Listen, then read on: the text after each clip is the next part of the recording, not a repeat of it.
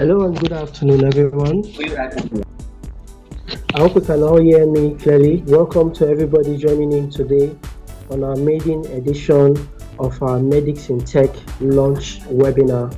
We are really excited having everyone present here and would love to get to know you at the end of the webinar and connect with you. And we also implore you to send the links to other members of your network interested in health technologies, developers, and tech enthusiasts, those who are already building healthcare related products to join in on our webinar. And please, welcome Dr. Nancy Ojo. We are so glad having you in our meeting today. Welcome, Pharmacist Great, one of the speakers of our event, and Hepatitis Advocacy Foundation. I can see you in a show, Victor. Jojo, welcome, Mr. Mayua, my boss, and welcome everybody once again to the maiden edition. While we'll be talking a little about medics in tech, I would love us to quickly do a brief introduction about ourselves on the chat. So you could just say a little about yourself, what you are involved in, the kind of tech you are into, if you are a health practitioner, and then you could drop in your LinkedIn profile so we can network with you. And I do hope everyone can hear me clearly. If you can't hear me clearly, just send a hand reaction so that I can increase the volume of my voice.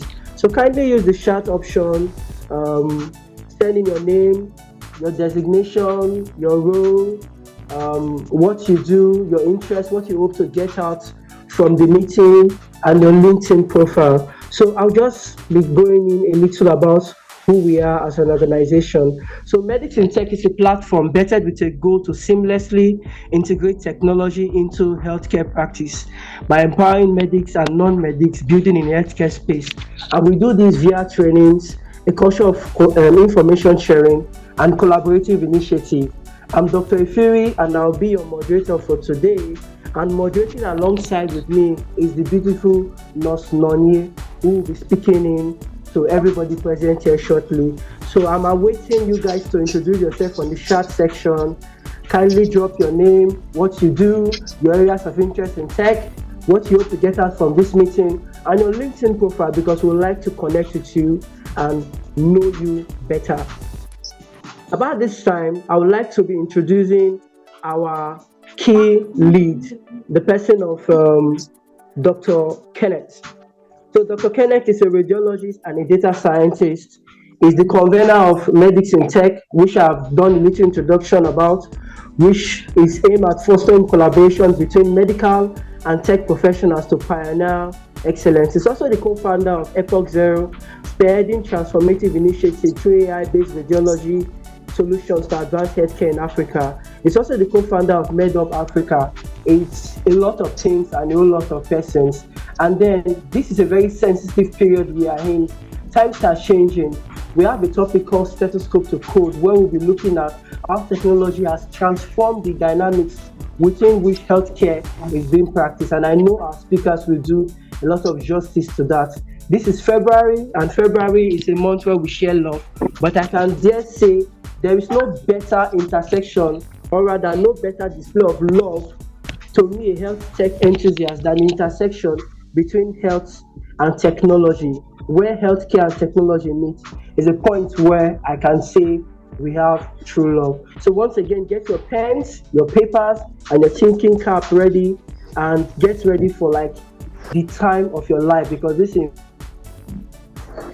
event, it's really going to be mind-blowing and amazing. So I'll be welcoming Dr. Kenneth to the podium. Over to you, Dr. Kenneth, and thank you, everyone. Let's have a great time together today. All right, so thank you, everyone. Thank you for that kind introduction.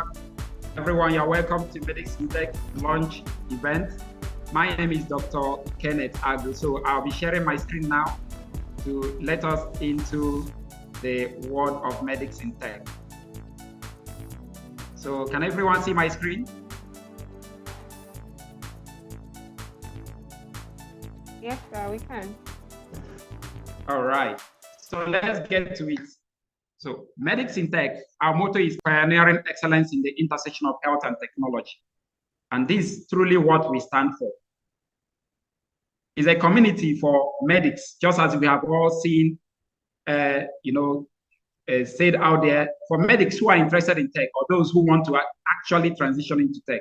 And also not just for medics alone, but also for non-medics, tech experts who are building in the medical domain.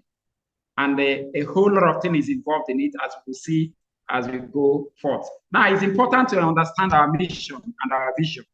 We want to empower medics through collaborative initiatives, because we envision a future where medics are able to integrate technology into their practice, while non-medics are able to contribute meaningfully into the medical domain. So a little bit of what has been going on. We ask you people to fill in a form. When we actually told you about this community, we sent a Google form. So you can see interesting statistics here. So 44% of those who filled that form were doctors. Many of them were radiologists. So amongst us also are pharmacists, physiotherapists, biomedical engineers, nurses. A sizable number were nurses. And these are actually what we are seeing. So close to half of the community is made up of doctors and radiologists. But nurses are there, pharmacists are there, many other persons are there. We equally asked you, what is your intended tech specialization area? And we got to know that data science and data analytics, medical data science, medical data analytics, as well as AI and health informatics actually form the bulk of interest of the community members. And this is going to shape our offering to the community as we move along. Now, a lot of people from different parts of the world are here today.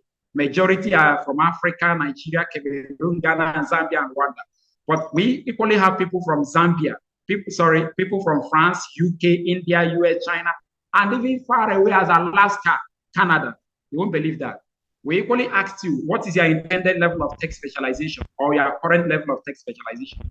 We saw that many of the medics actually wanted to have a specialization in medicine and a second specialization in tech. What we have coined to be DSA, the Dual Specialization Associates.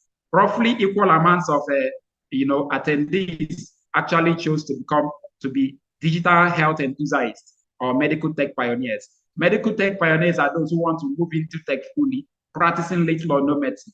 You can imagine that 22% of the people here today actually want to do that. That's amazing. Now, why are we doing this now? We are seeing an increasing global interest in healthcare tech.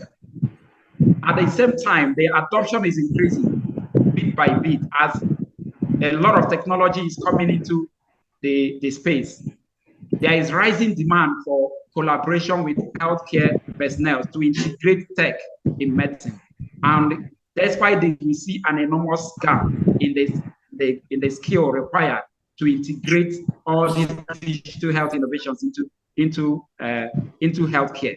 Because of this enormous skill gap, and because of the rising demand for these collaborations, we founded Medics in Tech. As already said, there is low awareness of digital health technologies. There is lack of collaboration, and there is lack of tech skills. These three challenges actually form the main reasons why we decided to come together to envision Medics in Tech. We are looking at education, we are looking at community initiatives, we are looking at fostering collaborations in the digital health space, in research, in development, and in the implementation of all these digital health technologies. We are looking to become the voice to advocate for the adoption of healthcare technology or digital health technologies. In education, we are going to champion the incorporation of digital health into the core content of medical education, both in school and in professional training. We are going to be encouraging professionals, healthcare professionals across the board, to take up careers that include both clinical practice and digital technology. And it's interesting to know that we're already developing the curriculum. We already have the courses that can actually achieve this. And what are the courses we already have in Medics in Tech? We have courses that border on medical artificial intelligence, courses that border on medical data science and analytics, courses on robotics and virtual reality, health informatics, mobile and web development in the digital health space, digital marketing, and many more to come.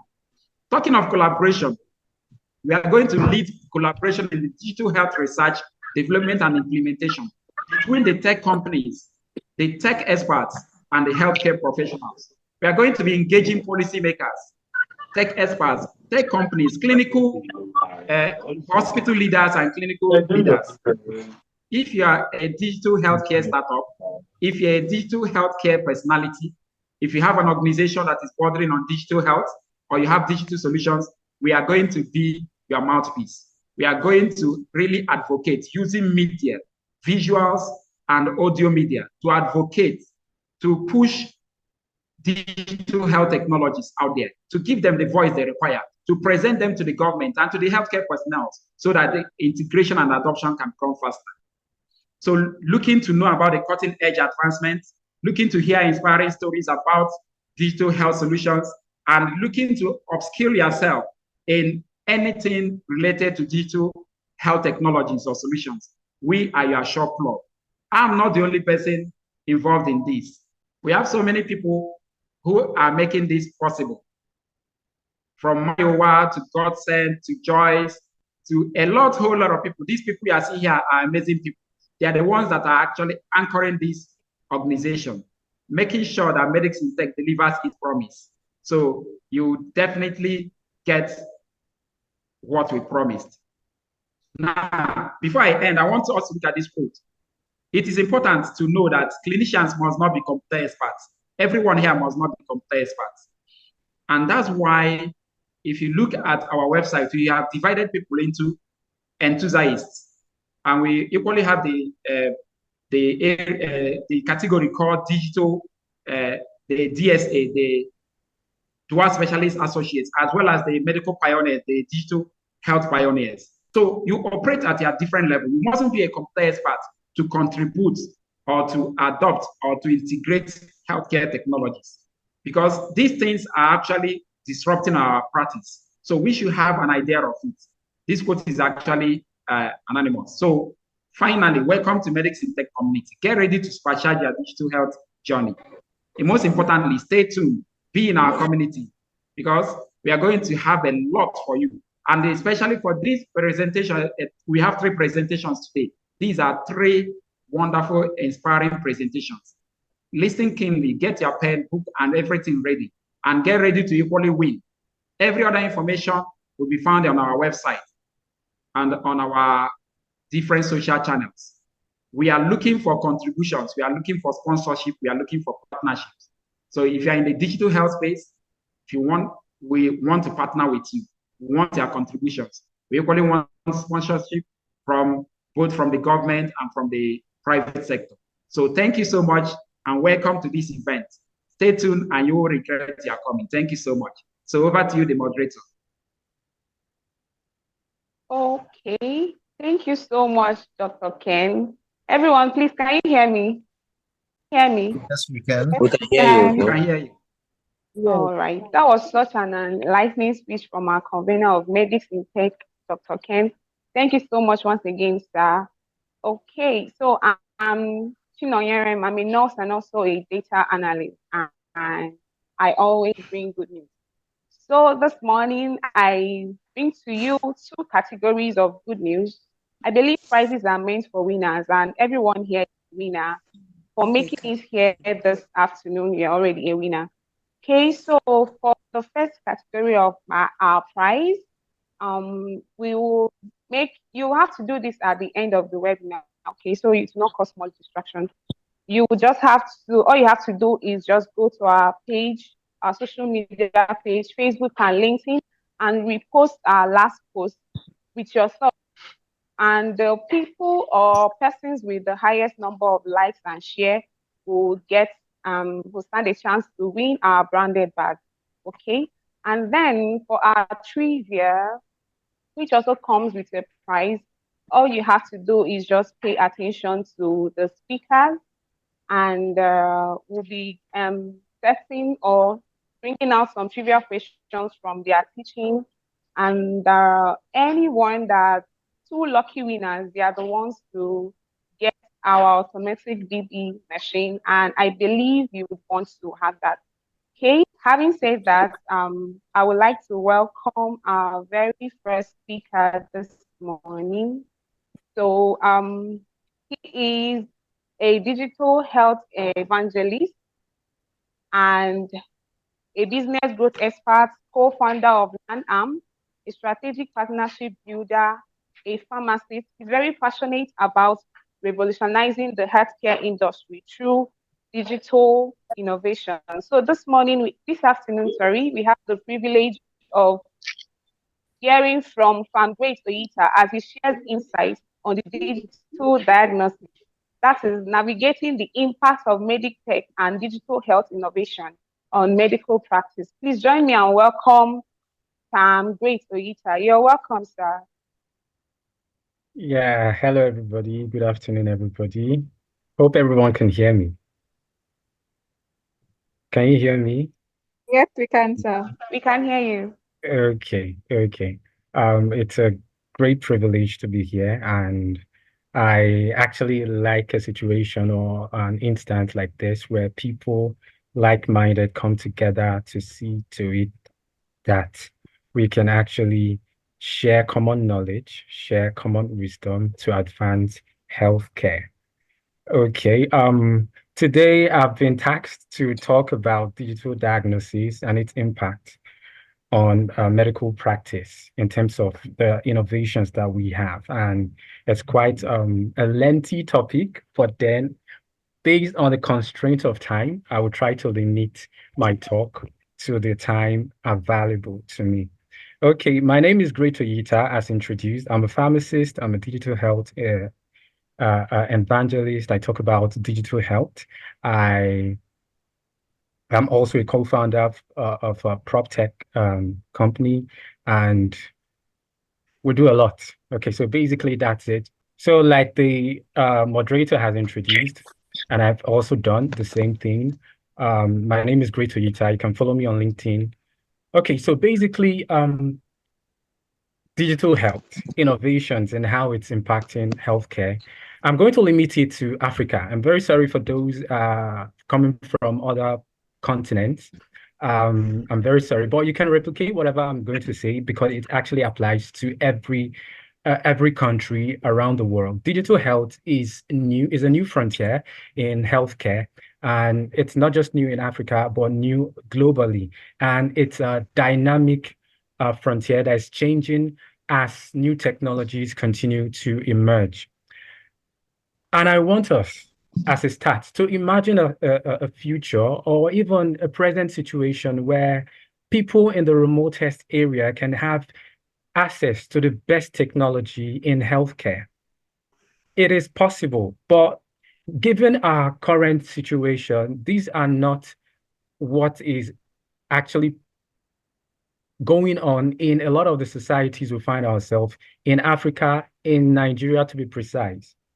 And we believe that with emerging technologies, these things can actually change. And because of the challenges that comes with healthcare in this part of the world, we have tried as much as possible to collectively leverage on these technologies to see to it that those in a far to reach regions of our communities get the best of healthcare. The reason for all this, especially for Africa, is because of the disease burden. It's quite terrible that Africa shares 20% of the disease burden in the global community, and only less than 1% is actually spent on healthcare. And as a result of this, there was a report from the 2015 African Income Loss that $243 billion were lost as a result of the disease burden. And we believe, in accordance to the research from McKinsey and Company, that there is going to be an increase in efficiency for up to 15% if we adopt digital healthcare tools. And that's the reason why I think everybody here is actually a forward thinker, looking forward to the point or the time where there will be efficient administration of healthcare all over the entire continent and probably all over the entire globe. But we cannot achieve this if we do not start from somewhere. Not just the disease burden. In Nigeria, it was reported that less than 5% of healthcare users are actually covered by insurance. So there's a huge burden on out-of-pocket payment. And we believe that if there were tools, if there were resources that could actually help mitigate this high cost of healthcare, a lot of people will actually live a healthier life. But apart from that cost, there is also a current Japa syndrome currently going on in the country, not just in Nigeria, but across the continent because of the idea that people would see better opportunities elsewhere. So our best brains are actually leaving. People in the healthcare sector are leaving, and the people who feel the most impact are the people who are left behind. And another issue that we are battling with, why we need digital health, is to give equitable access to healthcare. Currently, you will agree with me that a lot of people have, there is huge discrimination in terms of modern access to healthcare facilities. A lot of these facilities are more in developed areas than in rural communities where the high burden of disease cases are currently present. And we believe that with these technologies, we can actually make huge progress. We've heard about telemedicine. I can tell you firsthand about telemedicine, especially in Nigeria, because from my experience, we were one of the pioneers of telemedicine in Nigeria, and we did a lot, especially in rural communities, to see to it that people have access to modern technologies, to the best brains in healthcare. People in rural communities were able to reach out to people in different countries to access modern healthcare. AI technology, AI has been in the news of recent, and there are a lot of things that AI can actually help us do. Virtual reality, augmented reality technology, in terms of gamification, can now also be used for people with pains and other management cases.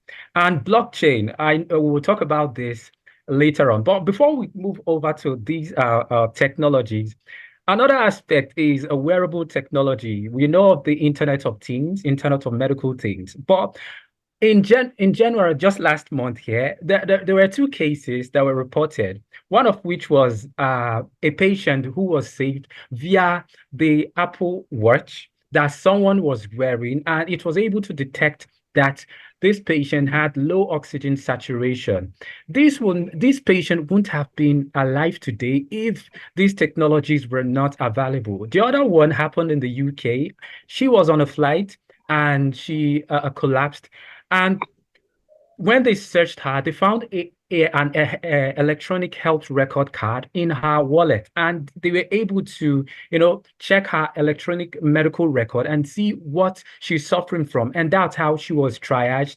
And today she's alive. These are works of digital technology and how they can actually help people live better and longer. Telemedicine, a lot of us actually know telemedicine. Telemedicine has been in the news thanks to COVID. COVID actually made these things much more popular. I remember starting out as a digital healthcare professional back then before COVID. A lot of people didn't know that these things could actually work. But COVID actually accelerated a lot of things. And today, people know telemedicine to be a remote healthcare access via telecommunication or video conferencing over the internet. And because of this, we're able to reach out to people in remote states, remote villages. In Nigeria, the company I worked with last, we were able to deploy telemedicine facilities in different remote state communities of the country, in Kaduna, in Kano, in Lagos. And we reported a lot of people who had great and wonderful testimonies, and people actually achieved better healthcare.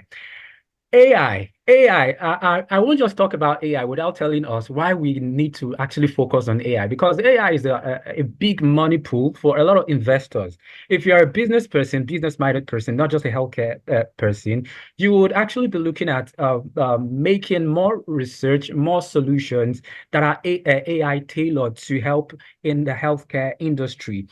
It has been projected that the AI health tool will surpass 34 billion by 2025. And this is the reason why a lot of big tech companies are actually building resources in the healthcare industry. We know about the large language model, ChatGPT, Copilot by Microsoft. And recently, Microsoft launched a small language model that will run on our smartphone. And we should not take away this reality that Africa has a huge mobile penetration. 70% of people who use internet in Africa actually access the internet via mobile. And thank God for what Microsoft is trying to do, building small language models of AI into our smartphones. So a lot of people can actually do a lot of things with our smartphone in the coming future. And AI actually has a lot of promise with bioengineering in pharmaceuticals, in precision medicine, making drugs suitable for individuals and cutting the cost of drug discovery and reducing error in drug discovery. Another part that I would want us to talk about is the blockchain. A lot of people, when you hear blockchain, they think about cryptocurrency. I know Bitcoin is actually currently seeing a surge, and people were introduced to the blockchain because of the currency, but it is more than the currency. Blockchain is a secure digital ledger for exchanging information, and a major sector it will play a huge role is in the health information management systems, the EHR, the EMR. These oftentimes a lot of players in the digital healthcare sector have actually voiced out their concern about who has access to health records of individuals. What we are trying to do as digital health experts is to make the a patient the custodian of their health. That's the reason why we are building all these applications, building all these technologies to make sure that people can have access to their healthcare, have access to healthcare facilities, and also have access to their medical records. Currently in Nigeria, a lot of people who access the healthcare facilities don't even know what they are treating. If you ask them, why did you go to the hospital? They don't know. But with digital health, we're trying to make the patient the custodian of their own health and also limit the issues of privacy, privacy checks, and make it possible that they actually have their only authority to give out and to make changes when it is necessary. This is what blockchain can actually do. This is what blockchain is doing. And there are a lot of startups like the Medical Chain and even Boss IQ that are already building technologies around this blockchain and EMR technology.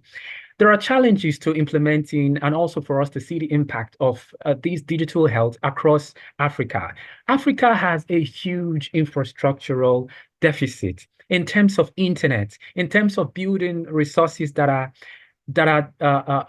not interoperable across different facilities, and also the framework for which we build these things are not actually well captured, and these actually hinder the effective allocation of resources to different facilities. I know that there are these challenges, but if we take a cue from how the fintech industry actually came about, especially making Africa the fintech hub of the world, a lot of the challenges that they had is similar to the challenges that we have, especially the infrastructural challenges. And they were able to navigate and leapfrog these things using technology. Africa can. We can actually still do this. Even with the challenges that we have, we can leapfrog using technology. Interoperability challenges. A lot of people are building technologies, but these technologies actually are not interoperable. What I mean is this: a lot of people build different technologies, but then can't send and receive messages. An example is this.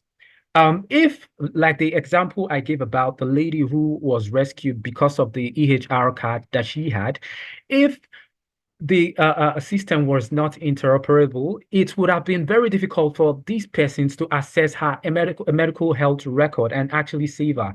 A lot of the people, a lot of hospitals, I can actually tell you for a fact that are actually building individual technologies for EMR, for EHR, but these technologies are only for the facilities that have been built. This will not actually help us to wholly embrace digital technology. We need to break the barriers and make it possible for us to easily share data.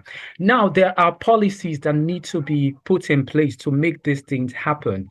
And apart from that, we need to also continue these kind of webinars and teach people, train people about the coming technologies that are already available, so that we can actually equip ourselves as healthcare professionals, as digital healthcare enthusiasts, as people who are interested in a better future for everyone using technology. We need to get ourselves abreast with a modern technology and how to use this technology. We need to train the trainers, especially in rural areas, on how to access and use technology.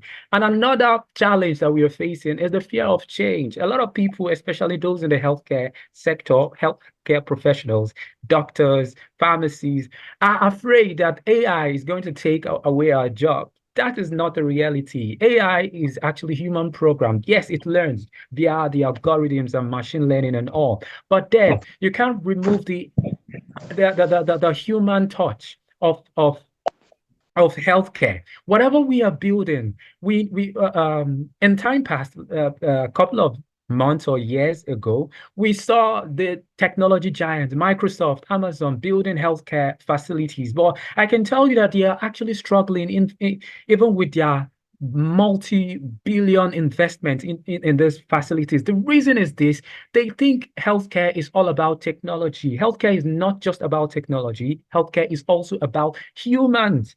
We need to look at the human factor first before building the technology. Thank God for this community where we have the builders, where we have the healthcare practitioners who can come together, collaborate, and find out what pain point actually needs solving with technology. Not everything can be solved with technology. If not, there won't be mass adoption.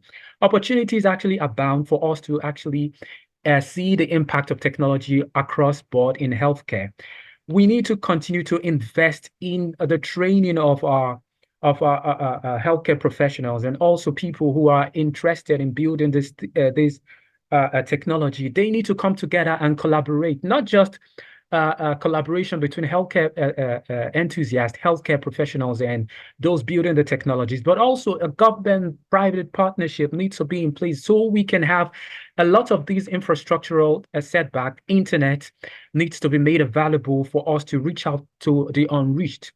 And also there should be laws and formulations that regulations that can help bring the walls of data privacy issues and challenges that digital healthcare actually has currently, and equity and access. This is one of my pain points. A lot of the wonderful digital healthcare tools that are being built today are not cheap. A lot of people don't have access to the Apple Watch. It is expensive. How would we expect the rural dwellers, the old woman, the farmer in the rural community to have such a wonderful gadget?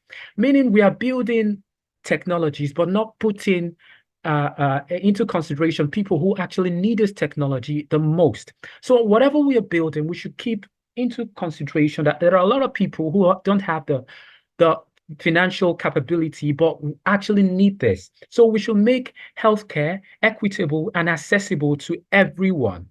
In conclusion, I will want everybody, the players, in terms of healthcare professionals, in terms of the government agency, to come together to see to it that laws are formulated to ease the access and the adoption of healthcare technology, seeing that we can actually accelerate and enhance the efficiency of healthcare infrastructure in the African sector, and also reduce the disease burden that is bedeviling the African community. Thank you very much. I hope I have helped us by this short presentation. I believe the presentation will be made available to everybody. Sorry, I'm in a rush because of the time limit given to me. If you have questions, I'll be here to answer you. You can follow me on LinkedIn and we can continue the conversation there. Thank you so much.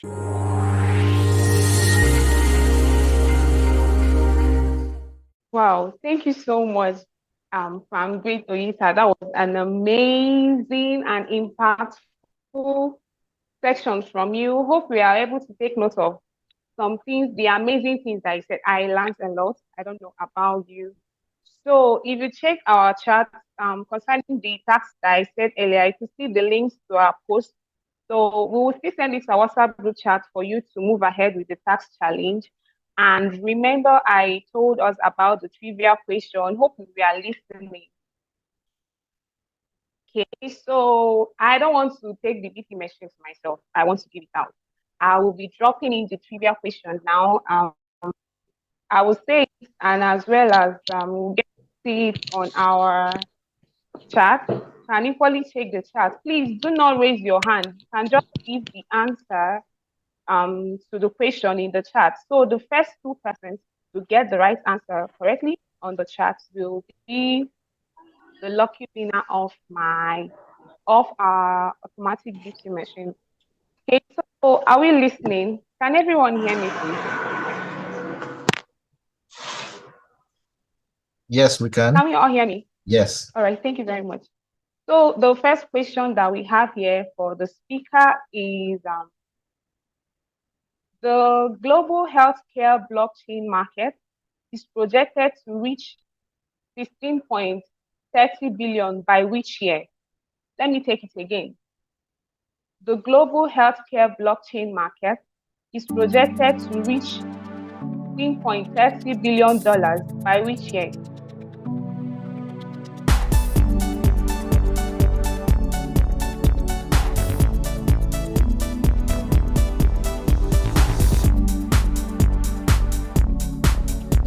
Okay.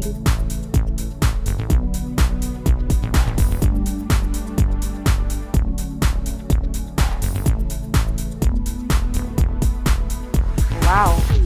I'm seeing some amazing response from everyone. Okay. Thank you. I think we have our winners already. Congratulations to Zainab with the correct answer.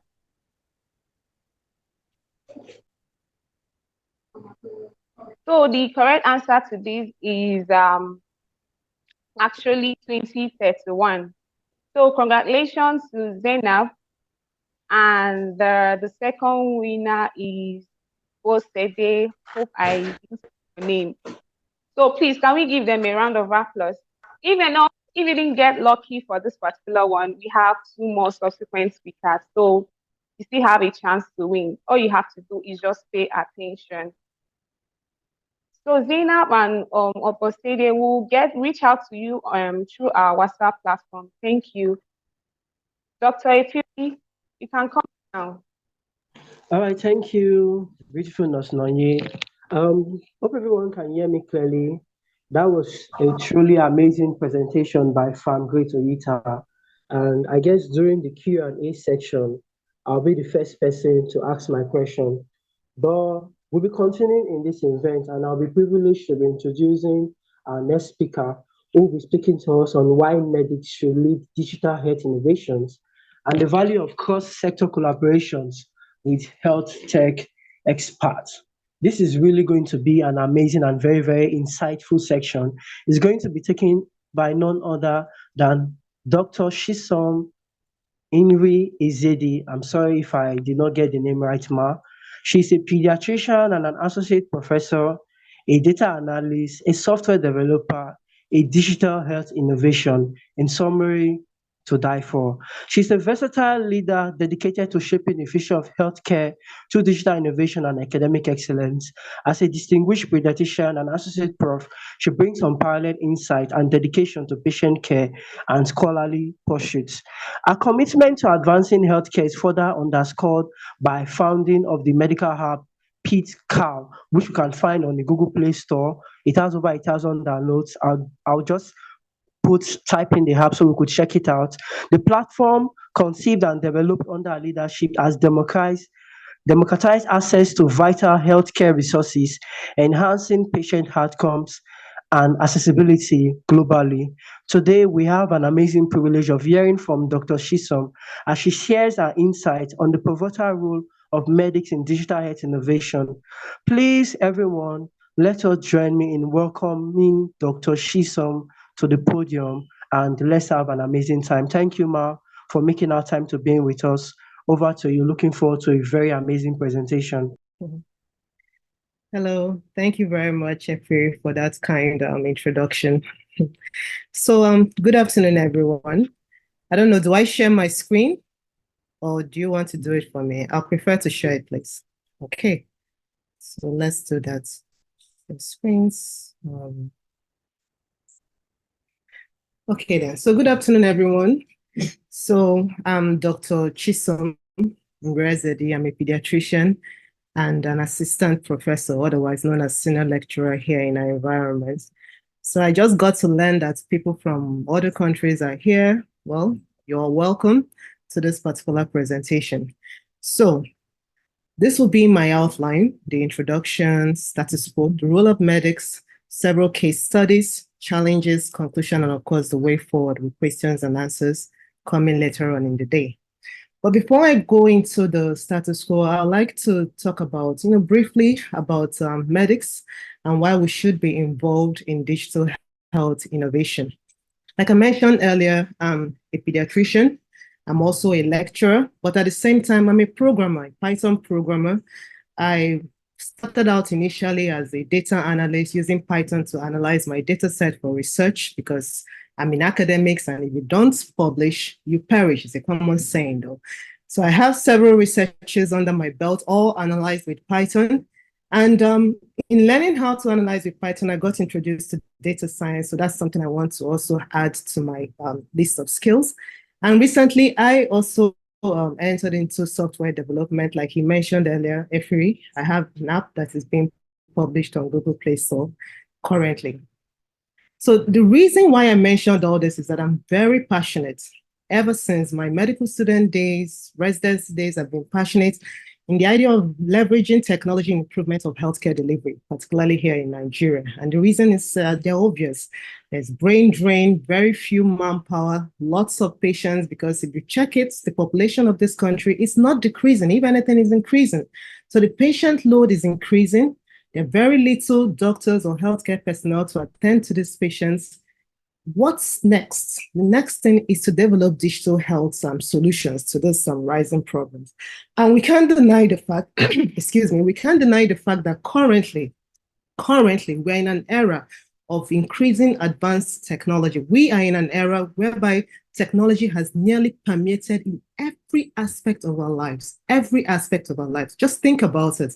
If the internet right now decides to stop working, can you imagine how your daily life will be like? Believe you me, it's going to be difficult because you can't do anything. You can't make any transfers. You can't check your messages. You can't do anything. So we are in a timeline whereby technology is at the forefront of vertically everything. And it's very important for doctors to understand this and embrace digital healthcare solutions in order to harness its power and transform healthcare industry as we know it.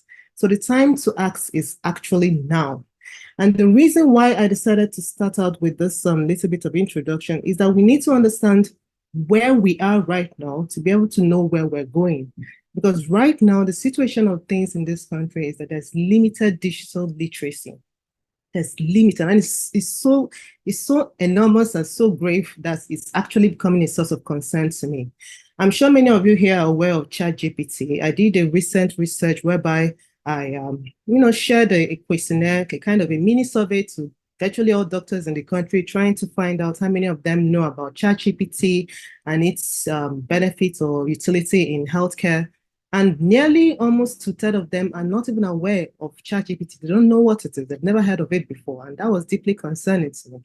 And there's this also a limited exposure to product development. Most people don't know about medical apps. They don't know, but recently, people in my institution knew about Google Sheets and how we can integrate it into research, collection of data and how it's free. People don't know this. They're slow in learning these things and knowing about these things. And it's very, very concerning, because if we don't address these things now, then our goal of integrating digital health and all that will not work, particularly when it comes to healthcare industry. And the earlier presenter, the first presenter, talked about this resistance to change, because even though we are aware of the utility of these digital health innovations and solutions, even though these solutions are available to us, believe you me, resistance to change is an actual problem. It is an actual problem, because in my institution, I'm going to give lots of examples in my lecture because I've experienced several of these things firsthand. In my institution, EMR, electronic medical health recording, was introduced several years ago, and nobody used it. It was very difficult for doctors, for nurses, for virtually everybody there to use the EMR.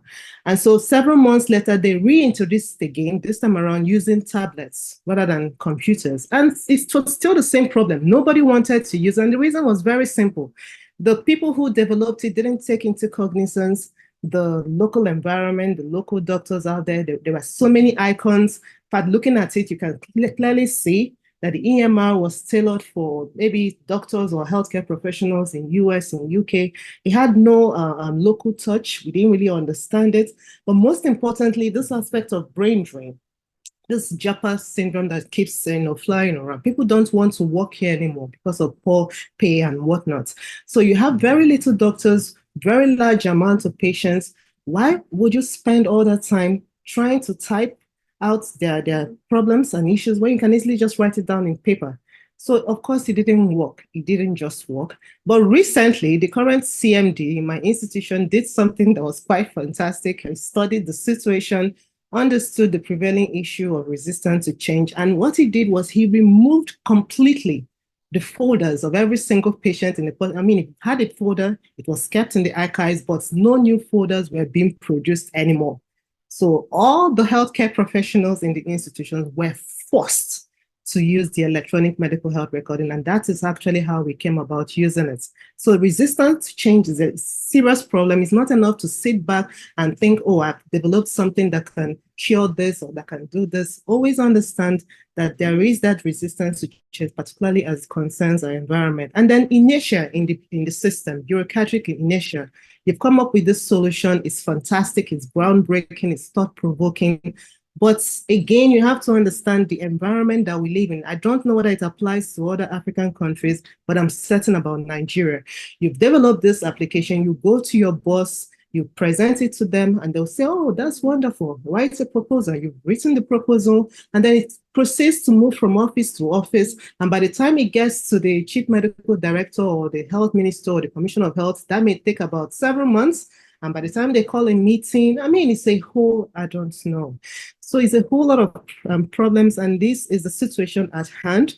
But despite these problems, these challenges, we must remember that digital health technologies have the potential to reduce inefficiencies in healthcare system, to improve access to care, and to save lives. This is from the World Health Organization. I would like to add to this. It reduces cost as well. It's very cost effective using digital health technologies.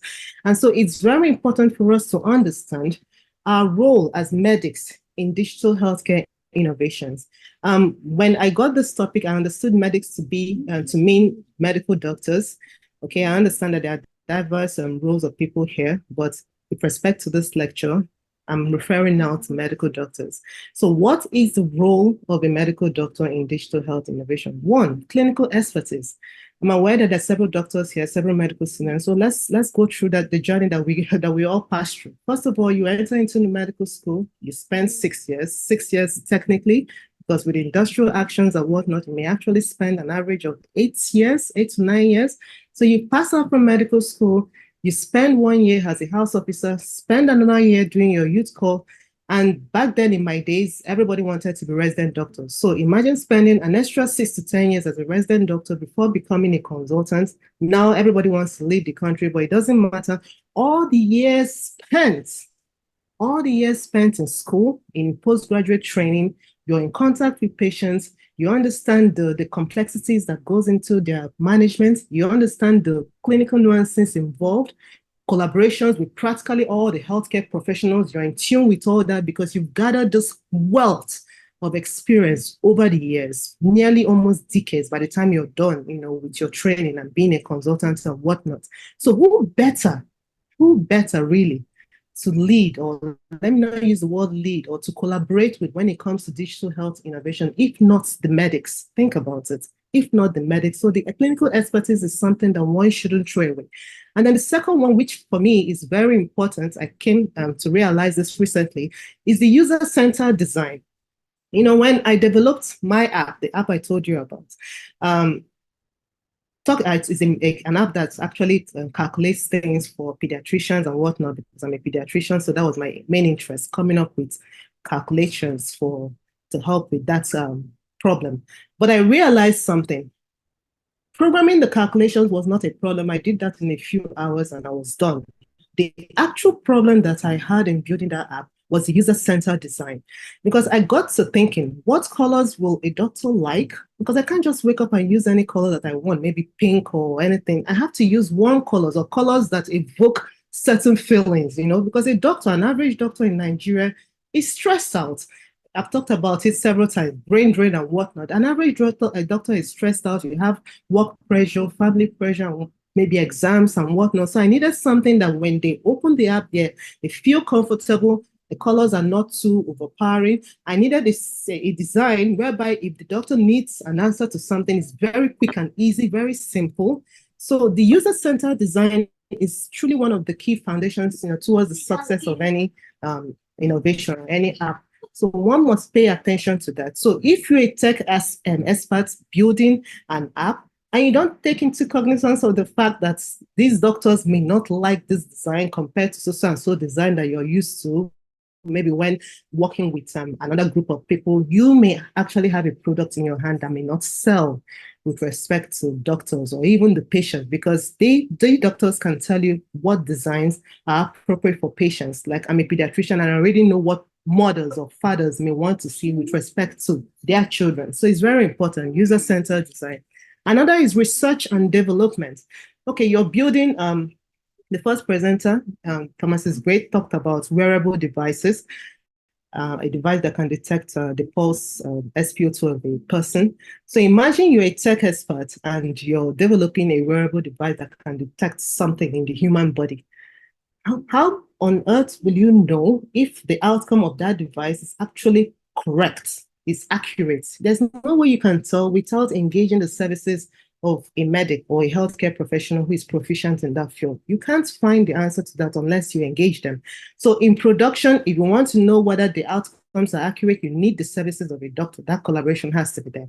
If you deploy it into production, by that I mean if you finally release the app to be used by every other person, you still need to gather data to see how the app is performing over time and across different variables. By variables, I mean age, sex, profession, temperature, humidity, and all that. You need to gather all these data. And if you gather them, at the end of the day, you still need the doctors to look at it, interpret it without the confounders, look for outliers and whatnot and whatnot. Is very important. So research, development, medics should be at the forefront of this. And finally, integration of technology into practice. I'm going to give another example. You've developed this wonderful device that can maybe detect, again, an example, cancers in children, and you want the doctors to use it. Like I mentioned, in addition to resistance to change, most doctors may not even be interested. Believe you me, this is an actual problem. So you need, again, the medics to go out there, marketing this product, train junior doctors, or in fact, any other doctor, it mustn't really be junior, telling them about the utility of the app, the research that has been done. It's just something similar to what pharmacists do when they are showcasing or marketing a drug. You need the medical doctors to talk about your apps. So this is one of the few reasons why the medics are very important, their role when it comes to digital health innovations. And then finally, advocacy and adoption, because at the end of the day, people need to use this app. So you need the doctors to, talk about your app based on their wealth of experience. Now, talking about the cross-sector collaboration is essentially what I've mentioned earlier before. The tech experts are proficient in their field. They are the ones that build these apps. They are the ones that develop these things. Believe you me, there are doctors out there who can do these things as well, but I want to believe that they're not as effective, or proficient as these tech experts, because we all have our different fields. The doctors have spent time learning about medicine and whatnot. Any healthcare professional, the same thing, spend time learning their profession. Then the tech experts are doing the same. They've gone to school. They've been the ones building these products over years. They've gathered an experience. So what's better, it's better actually to combine these two teams rather than one person trying to be a jack of all trades, master of none. That's my opinion, though. And again, I say this from experience because even though I'm a programmer and a software developer, I understand my limits. And I know that there are people out there who are so good at this. And that is because they've been in the industry for donkey years, 10 years and counting. Of course, they will know more than that. Similarly, the tech experts shouldn't know what I know as a doctor because I spent nearly 20 years as a doctor. So I don't expect a tech expert to know more than me. It's not possible. So if you bring these two teams together, can you imagine what the output will be? I mean, it's going to be fantastic and excellent. So it's very important. Collaboration key is the hallmark of digital healthcare innovation. And I want to encourage any tech expert listening to this to please engage the services of healthcare professionals, not just doctors, nurses, lab technicians, pharmacists. I mean, the list is endless. Always think in that direction, and believe you me, your app will be better for it. And I also want to, I've mentioned a few other things why medics should collaborate with techs. I'm not going to repeat myself again, but now I want to talk about the examples of digital health innovations. And in terms of popularity, you have the telemedicine. There are quite a number of them in Nigeria. I think I want to mention one, Easy Care, because I registered with them a few years back, and there are so many doctors using the app. And I learned that in Lagos, it's quite a big deal, Easy Care.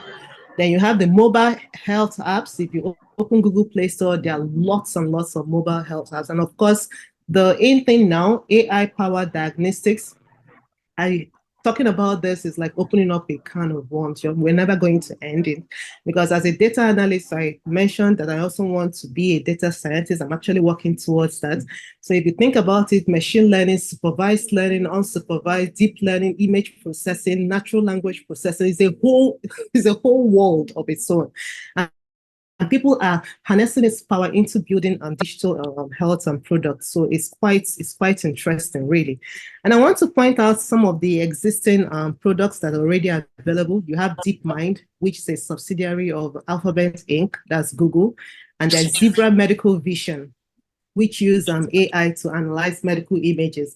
The first presenter, when I was listening to him, said something, and something quite intriguing that I'm sorry to say, but I disagree with. He said that even though that AI is out there and doing several fantastic things, that he believes that it's not going to replace humans, in healthcare industry, because we still need the human touch. I disagree with that. Because if you think about it, look at ChatGPT. ChatGPT is a model that was trained and it's still being trained with trillions of data, text data, trillions of it, trillions. And you can't show me an individual on this planet that has the same knowledge, database as ChatGPT. It's impossible. You have to be a superhuman for you to do that. Now, when you talk about medical images, for instance, some of these models are available now, are being trained on millions of CT scans or X-ray images or whatever images there are, slides and whatnot. Again, there are no humans out there who have had that experience of going through a million slides and all that. Yes, I understand the human involvement, but again, we have to understand that we're now in an era whereby the computers may actually be better than humans in certain things. So if I know that I can just get this model, integrate it in my X-ray machine and get the diagnosis being churned out, and the accuracy is close to 100%, maybe 99.9%, why would I need to employ a radiologist, for crying out loud? I won't do that. Or even if I need to, I'll employ just one, just to cross-check what the AI model is churning out. But I wouldn't have to employ so many radiologists, particularly in large institutions. I would just need only one or two, and that's about it. So the time has come whereby AI has come to stay already. Big companies like Google, they're laying off staff. Some of them we get to hear about. What about the small industries? I'm pretty sure they're laying off staff as well because of ChatGPT and all the other, like Midjourney, that can create images. Why would I need a graphic artist when there's Midjourney? I mean, there's so many things happening right now that we may not know about, but people are literally losing their jobs because of AI, and it's going to trickle into the health industry very soon. And that's why it's very important everybody should be up in arms and learn to diversify, to embrace technology and use it effectively, if not for anything, at least to save your jobs. And then finally, there's another company out there called Stratasys and Markforged. They are printing prosthetic surgical models, even tissues, using 3D printing. Again, if you think about it, there's no way they can do this without engaging the doctors or other healthcare professionals, because how on earth would they know about surgical models if they don't get a surgeon? Prosthetics if they don't engage an anatomist and all that. So you can begin to understand that the time has come whereby we have to really expand our minds, that whatever we're doing should really go beyond medicine, and we should think about integrating digital health solutions in every aspect of what we do. So I've talked about the future of digital health with advancements in technology like artificial intelligence, machine learning, big data. The potential for groundbreaking digital health solutions is immense. And McKinsey and Company in 2023 predicted that the growth of global digital health market can actually reach to the tune of $630 billion. And in Nigeria, to the tune of $3 billion. That's in 2025. And then if you talk about the local statistics, doctors in Lagos, up to 50% of them are estimated to use telemedicine platforms. And I believe this because in EasyCare, the platform I talked about, the telemedicine platform I talked about, when I joined them, I realized that I wasn't getting any engagement whatsoever because I stay in Anambra State. And apparently the people here don't understand anything about digital health solutions, majority of them, particularly the patients. Most of my patients don't even have WhatsApp. That's how bad it is. But I heard the customer care agent in EasyCare told me that in Lagos, most patients, the only way they can get in contact with their doctors is through the app. So I actually believe this figure. And then currently 70% of smartphone users have downloaded at least one health app. So we need to understand that we are quite in a different era for what we're used to. We need to be up in arms in whatever it is we're doing because times are truly changing when it comes to digital health. And then several apps in Nigeria like Doctura by Dr. Debo Odulana. It's an online platform that connects patients with doctors. And then there's 54Gene by Dr. Ene Obong et al., a genomics company using AI for disease prediction and personalized healthcare solution.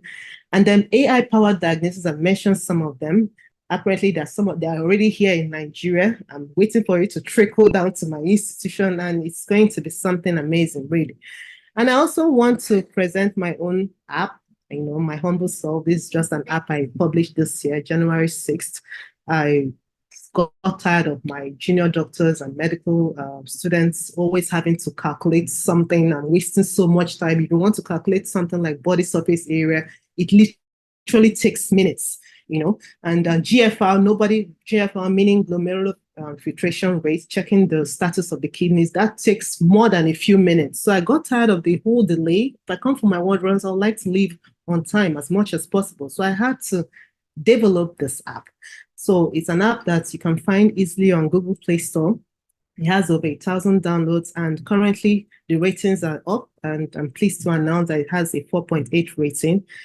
And that's it. So what are the challenges out there? Well, I've mentioned quite a few, but I have to point out something that nobody really talks about, the time constraints. time constraints. Again, talking from the doctor's perspective, we simply do not have time. How can we have the time when there's so many patients to see? The same applies to all professions, really, nurses and all that, because of brain drain. I've talked about this over and over again. People are pressured. There's burnout syndrome going on currently amongst doctors. People are literally tired. There's pressure every single place. And with this economic decline, I think this morning a dollar is almost close to 1,600. Food prices are going up. There's no electricity, there's no energy, there's no nothing. People are pressured. And here you are bringing in the solution of digital health and all. They're not inclined to listen to you. So we need to consider that, yes, digital health solutions, very important. But then again, we have to pay attention to all these other factors so that if we're trying to sell a product or tell the doctors or indeed our patients to embrace the product, we should understand the situation on the ground and trying to find ways of mitigating it in order to increase adoption of whatever digital health products that we may have. And then there's technical barriers. Technical barriers in the sense that in medicine, it's unique in the sense that you're dealing with data. And if you're dealing with big data, you have to understand that you're dealing with some human data. In other words, you should be aware of privacy laws when it comes to data. You must be aware of the ethics involved and then the security. Again, it's not a big issue down here because nobody really, we don't really have big data. Even most doctors or most hospitals don't use electronic medical recording. And when they do, they haven't started utilizing the data to make research-driven decisions. But in places like the United States or United Kingdom, I am aware that several institutions have been sued because of infringement of data privacy or lack of sufficient data security. But then again, it's something you have to understand there's a problem and can be a barrier, so that if you're developing this app, you should be aware of these laws, not just in Nigeria, but in any other country you're hoping this app will be used in. Ghana or Botswana, any other country, be very careful of their laws and try to keep to it. Then resource limitations, very important. We all know. And in this country, the budgetary allocation to health is so poor. And it cuts across all sections, really. An average family is unlikely to spend so much on health. They'd rather spend it on something else. Even doctors are being paid poorly, and not just doctors, other healthcare professionals as well.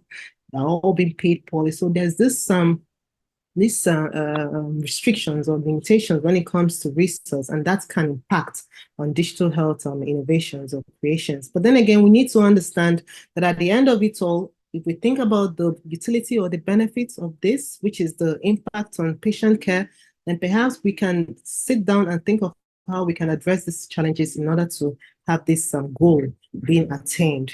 And so I want to point out several ways that we can address some of this, one of which is to invest in digital literacy and training. That's very important. And then we should promote interdisciplinary collaborations. Okay, I just mentioned that with tech experts and indeed with ourselves. Integrate digital health into medical education. Personally, I am passionate about this particular point, not just medical education. I feel that digital health, indeed, programming languages should be taught as early as from nursery/primary school, so that it becomes a way of life. By the time you get into your different disciplines, you can then apply it to address several issues or problems or concerns. So integrating digital health into medical education is very important. Supporting innovations and entrepreneurship at the medical student level, at the doctor level, and whatever level is very important. Advocate for policy change. Policy change is very important. The bureaucratic inertia I mentioned about, that should be addressed. Then promote a culture of continuous learning. And of course, addressing equity and access. The first speaker talked about it, and when he was saying it, I smiled because it's an actual problem. Remember one of the statistics I mentioned, 50% of doctors in Lagos use some form of telemedicine platforms. Down here in Anambra State, I do not know of any. I haven't done my research, but then I speak with my colleagues. Nobody uses it because the patient that you want to use it for don't even use this platform. They don't know what it is. They don't know what it is. It's as simple as that. They don't just know. So there's this wide gap between the urban areas and the so-called rural areas. I mean, this is happening in the heart of Anambra State. Can you imagine what's going on in the villages? Can you imagine? So we need to really think about that, addressing equity and access. The rich shouldn't be the ones that should be enjoying all these innovations and good medical health care. We should think about making sure that everybody has at least the same degree of healthcare solutions across board. So in conclusions, medics are not just participants, which is the case, has been the case and is still the case, but leaders in the realm of digital health innovations. And I want to quote Bill Gates: the advance of technology should be so that it fits in. No one should notice that you're even using the technology because it's part of your everyday life. And when I saw this quote, the one product that came to mind was WhatsApp, and I think Google Chrome, Gmail, there's so many of them, because they're so much a part of me now that if you remove them from my life, like I mentioned earlier, if you stop the internet from working, there is going to be a serious problem. There will be a serious problem because nothing is going to happen, really. So in light of that, let us all work together to make digital health an integral part of everyday healthcare, and in doing so, shaping a brighter future for us all. Thank you very much for listening.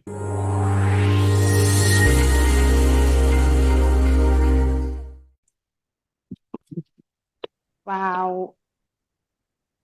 Amazing section. Thank you so much, Dr. Chisom. I really, really learned a lot. It was such an enlightening section, or rather an eye-opening section. I believe that your insights must have, stirred up thoughtful questions, discussion, and arguments from our listeners, which will be attended to in the question and answer section. You can still drop your question now, and it will be attended to when we get to that section.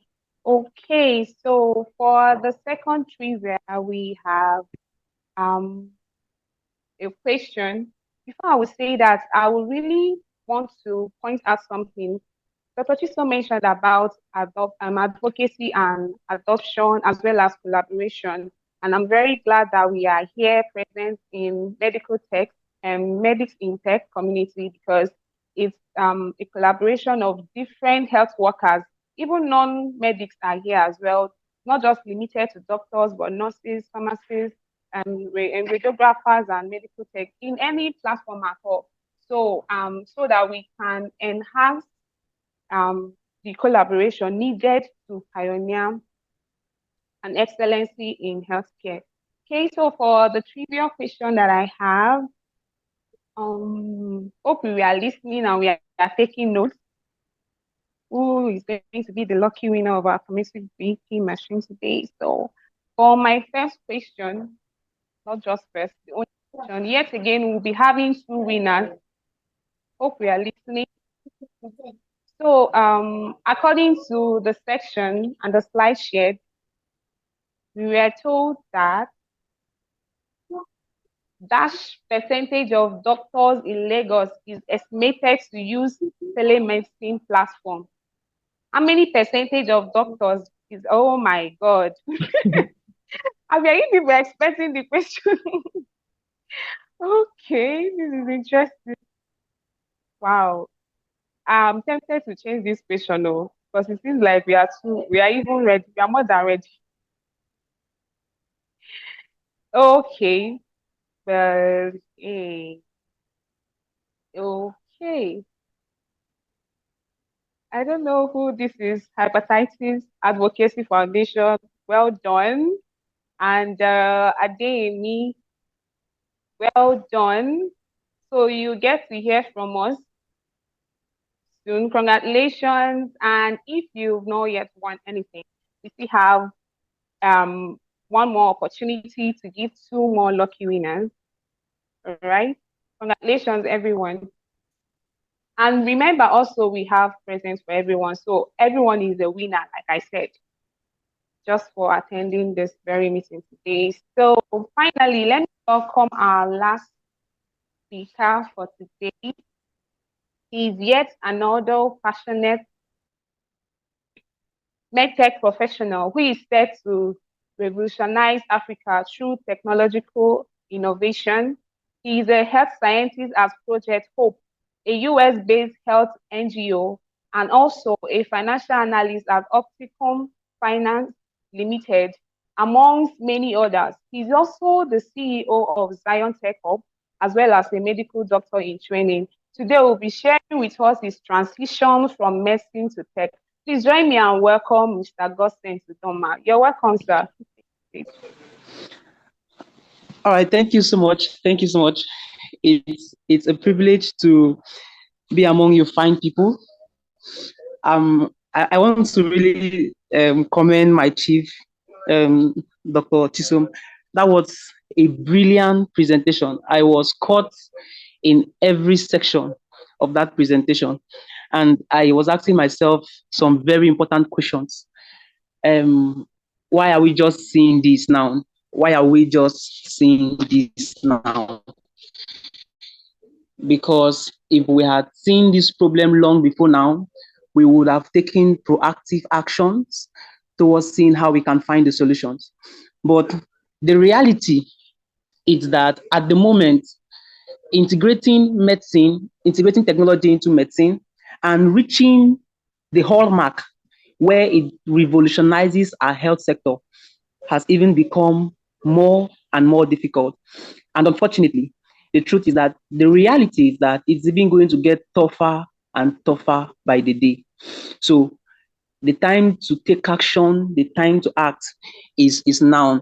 Mr. Great Osita has actually said a whole lot, and my chief has also said there's really very little for me to say.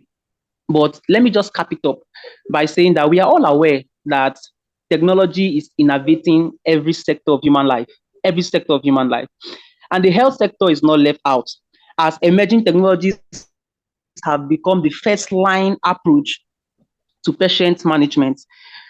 Healthcare has transformed from hands-on patients, just like what Dr. Chisom was sharing, that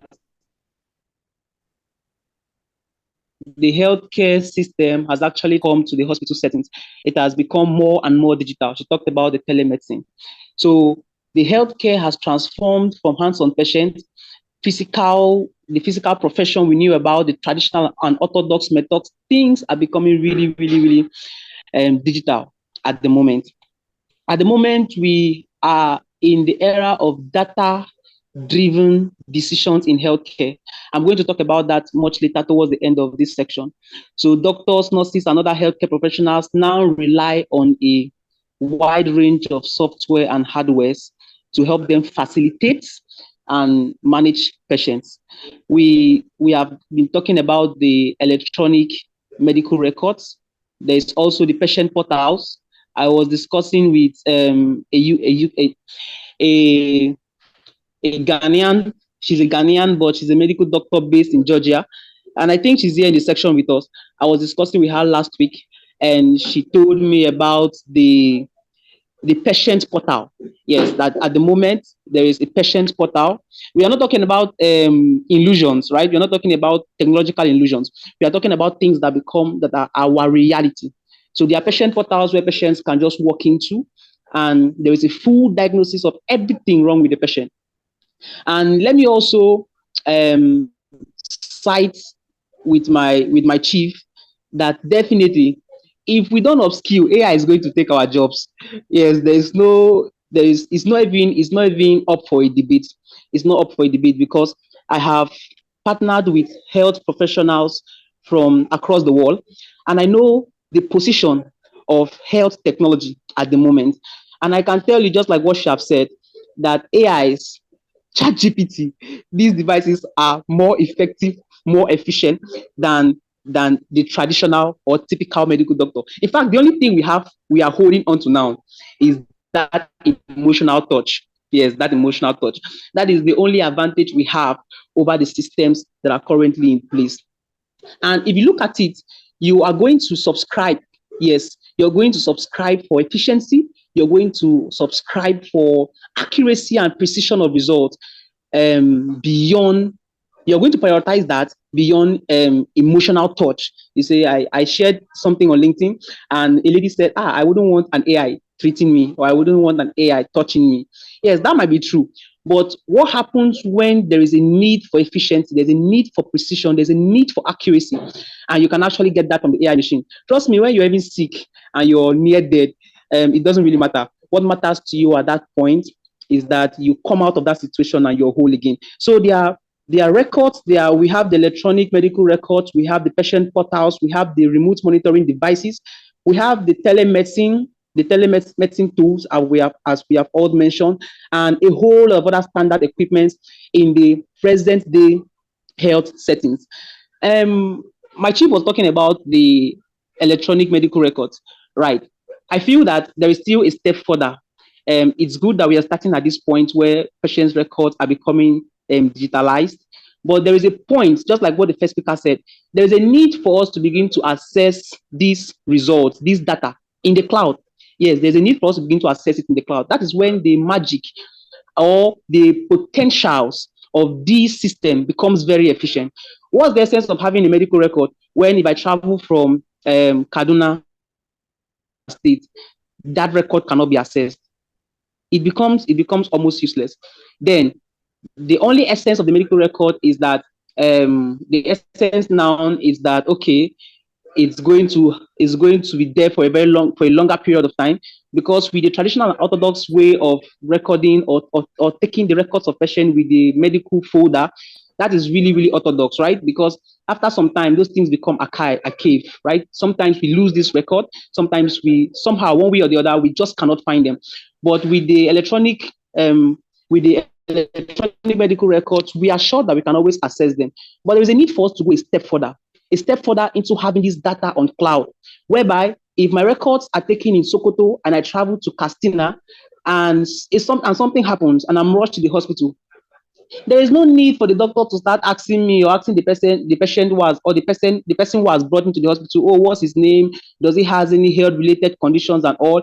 By taking his name, you can just put it into the system, and then the whole medical record comes alive there in Castina State. That's the level where we want to get to. So at the moment, I'm currently working on how we can transform our electronic medical records and save these records on cloud where they can be accessed all across our nations. It is at that point that these systems can become even more and more effective. Now, the reality of it is, like the last speaker just said, time constraint. Where is the time to do all these things? Really, the reality is that there is no time. I have to be very honest with us all. The reality is that there is no time. Considering the resource people, or shall I say manpower, considering that are available, this is really, really overwhelming. Really overwhelming. Now, to achieve results in this kind of situation, like I said, if there is any time for us to take action, if there's any time for us to take actions towards revolutionizing our healthcare system, that time is definitely now. If we wait one bit longer, it's going to get tougher. In fact, it's going to get tougher by the day. And so the time to take proactive actions and revolutionize our healthcare sector is now. Now, the big question is this: as a country, as a continent, as individuals, how do we prepare for the inevitable future of digital health? Because this future is coming on us, whether we like it or not. How do we prepare for this future? A lot of us already, like I said, we are already overwhelmed with the rigorous and monotonous administrative work. It's like a chain. It's like a chain that is holding us, binding us hands and feet. Now, my friend informed me, I think she reached out to me 2 weeks ago, and then she told me that she actually worked for 56 hours straight. Yes, she worked for 56 hours straight, and then she had only 1 hour in between. She worked until her hands and her foot went numb. And when she complained, she was told that the other people would do more, that there are people who work for more than 56 hours. That is how terrible our system is. Yes. In fact, this traditional and orthodox system is what we are fighting tirelessly to break. And we cannot actually affect so much this system if we are a part of this kind of system. So the right word to use is you cannot affect the system that you're a part of. So there will be a need for us to break out of this kind of system. That's when we can really affect this kind of system, because Come on, look at it. A lot of us are medical doctors, a lot of us are nurses, a lot of us are radiographers. How much time, even as a tech person, let's keep the whole medicine career aside, even as a tech person, it's really, really, really overwhelming for me. And then as a medical professional, and then integrating the two careers together is actually really, really overwhelming. It's really overwhelming. And while the last speaker was talking, I was asking myself, when did she even get the time to do all this invention? When did she get all the time to make all these groundbreaking records and invention?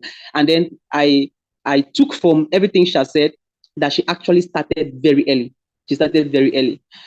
And of course, she's also advocating that students and pupils should begin to get exposed to cutting-edge technological tools, to programming language. You mentioned Python, right? Yes, and I'm impressed that these things are beginning to happen. I discussed the same thing with Dr. Kenneth. I told him, I said the future of the medics in tech community, or the future of medtech innovations or innovators, is not actually our consultants and professors. Yes, sorry to say that, but those are not the futures of technological innovations in Nigeria and Africa, and even in the world.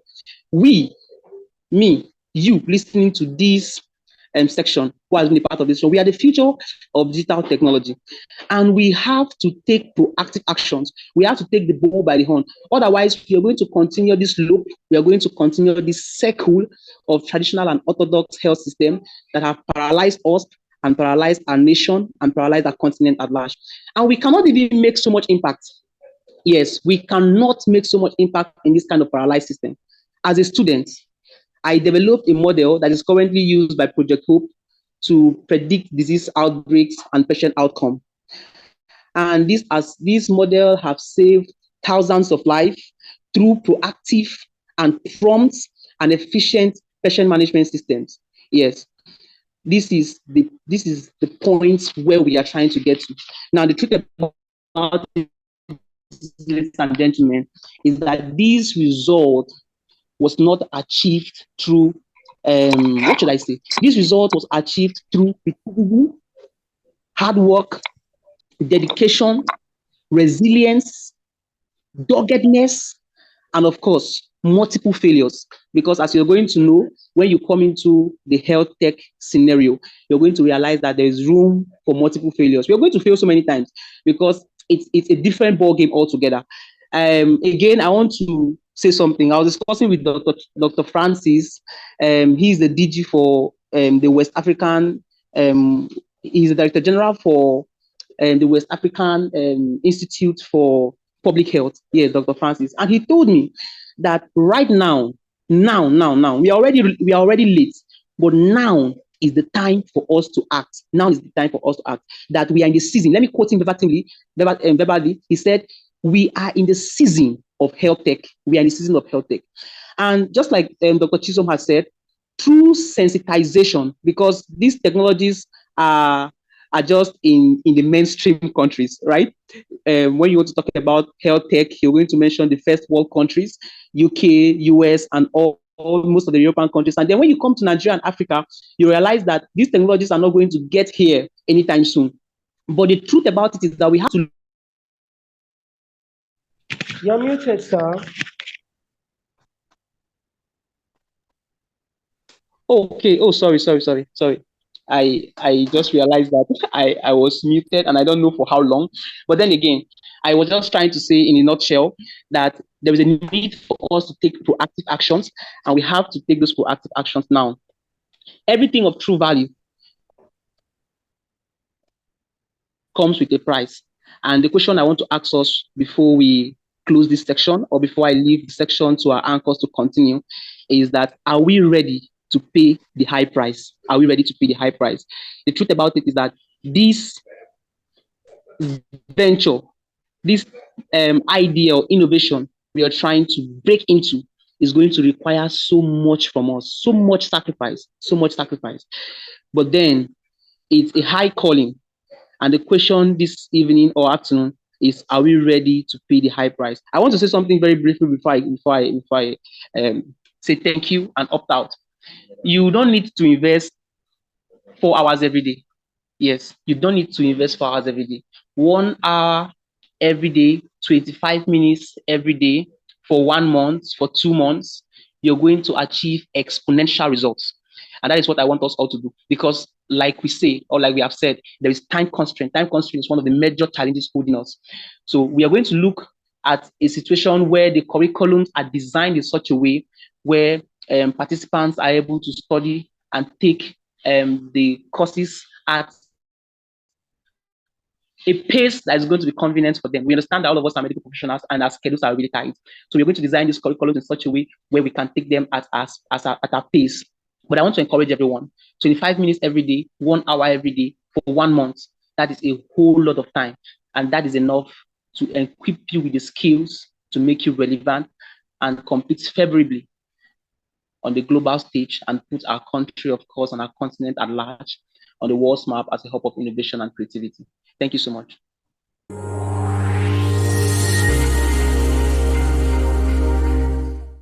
Wow, thank you so much, Mr. Gossens. He has so much in store that, oh my God, that was,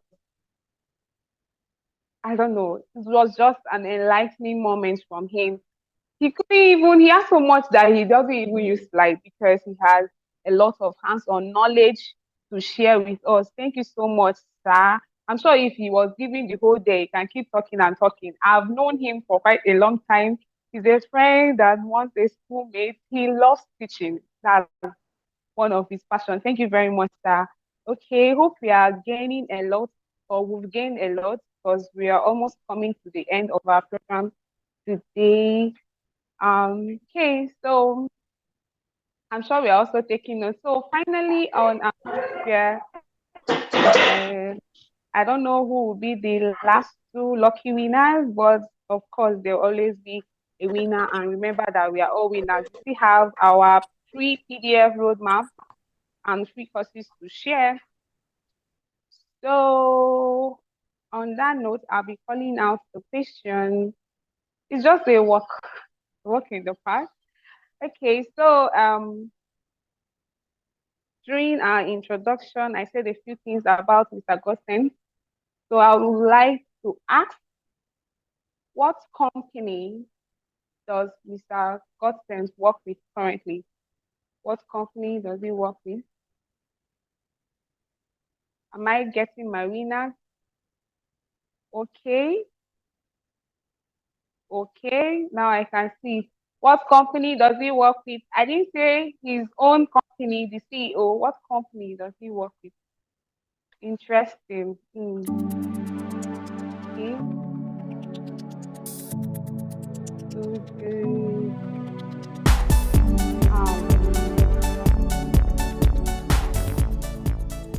Promise, Project Hope.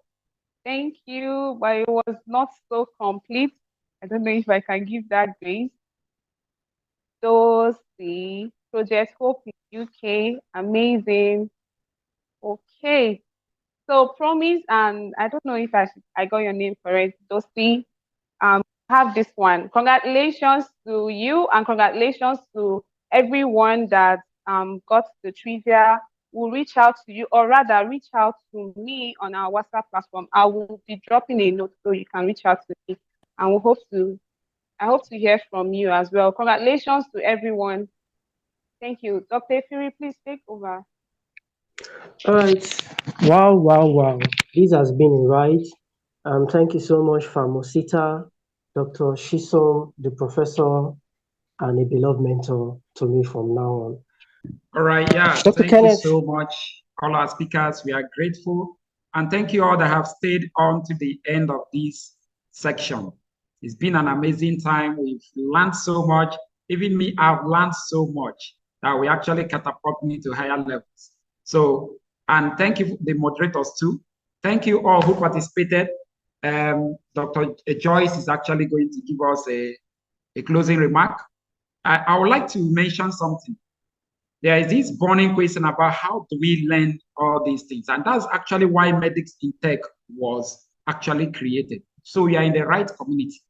Through webinars, through meetings like this, you're going to learn so much. And we have courses. When I mean courses, we have courses in Python for healthcare. We have courses in data analysis for healthcare. We have courses built by Medics in Tech that addresses these questions with respect to medics, actually. You know, sometimes you want to learn some of these things and they are sounding Greek. But the way Medics in Tech has done its courses is such that it uses medical terms, health-related scenarios. You understand? If you are talking of AI data set, it has to be a data set in medicine, a data set in healthcare. So our courses will address all these things for you. So just don't go anywhere. Just stay with us in this community. Just as our speakers have said, even with just 1 hour a day, you can follow through with these courses we have in Medics in Tech, and you will become proficient in matter of months. I actually mastered data science as a radiologist in matter of months. So you too can do that. Just as our speakers, just like me and several other people in this platform, I've seen a lot of medical students, and a lot of these medical students are already upskilled. Many of them are proficient in AI in different areas. So if you're a professional listening, you mustn't operate at the same level.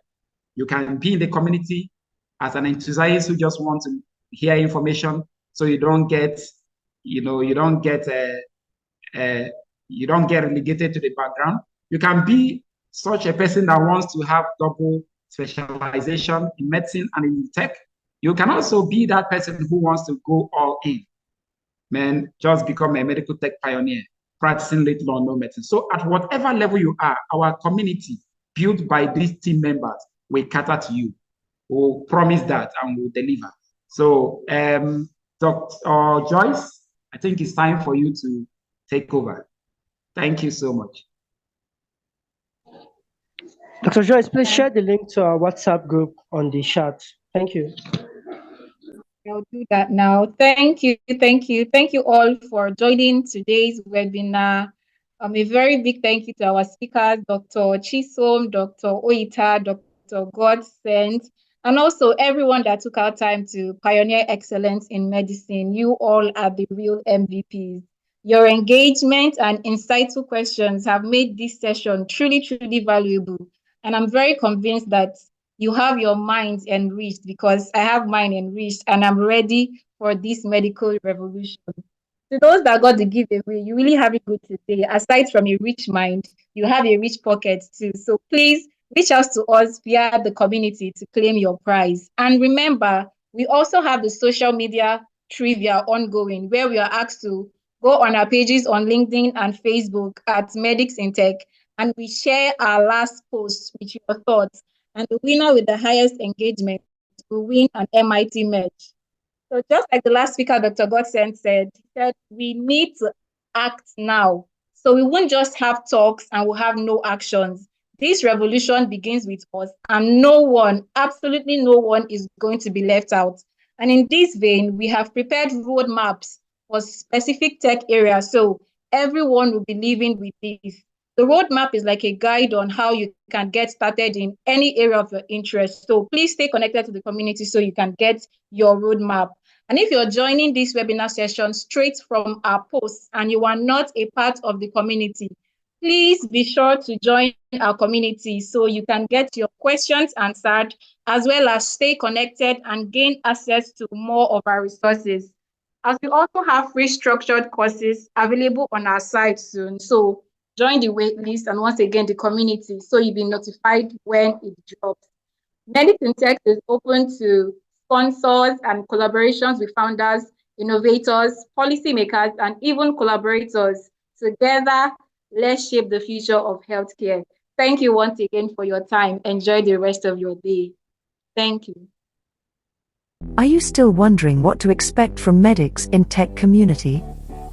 Then, get ready for updates on cutting-edge advancements and the latest breakthroughs in the digital health space. Follow us for inspiring digital health stories. Most importantly, get ready to upskill your health tech IQ with our curated courses, webinars, and digital health events. Go straight to medicsintech.com now.